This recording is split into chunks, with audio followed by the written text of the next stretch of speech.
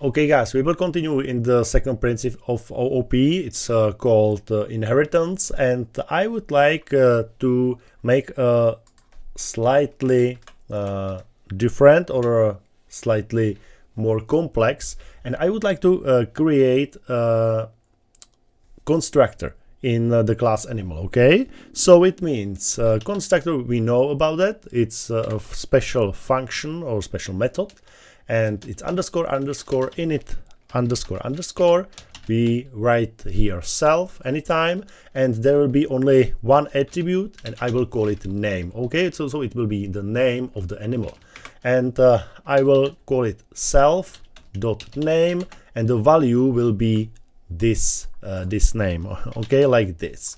So it means if I created something here in the animal, and the dog and the cat inherit everything from the animal, so it means that the dog and cat inherit the constructor as well. So it means now if I will use the dog and cat here, so I can use the constructor, or I should use the constructor. So here I will call the dog Buddy, for example, and the cat will be Misty.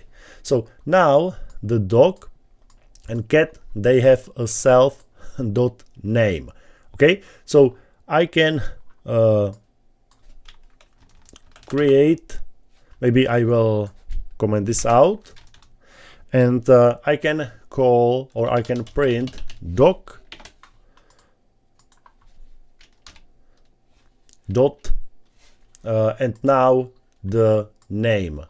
Okay, so we will see if it is true, and the same with the cat. So we need to know if the dog and cat, if they have the name. Okay, so I will run it.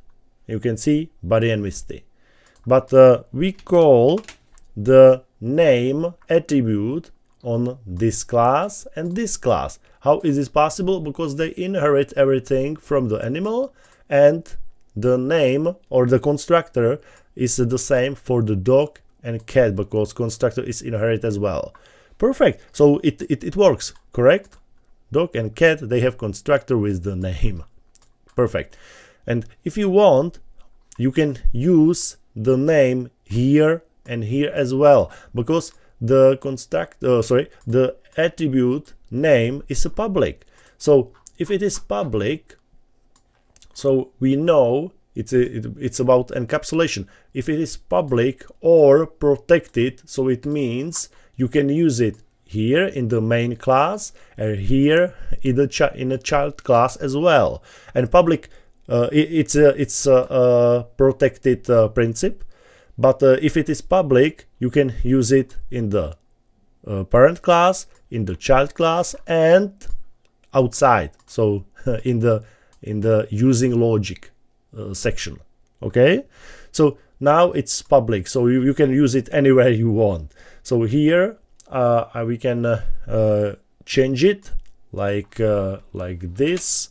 For example, I will use f string, and I will put here self dot name, and self dot name is barking, so it will be Buddy is barking, and the same I will put it here, and here again I will put here self name is meowing.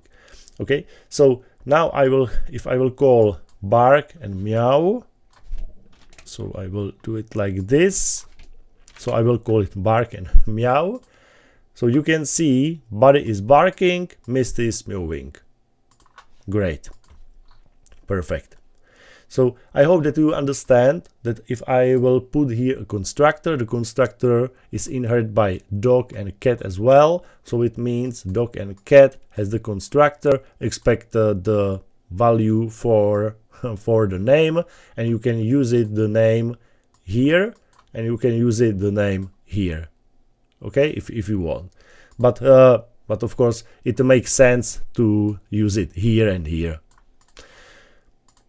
Perfect, and that's it.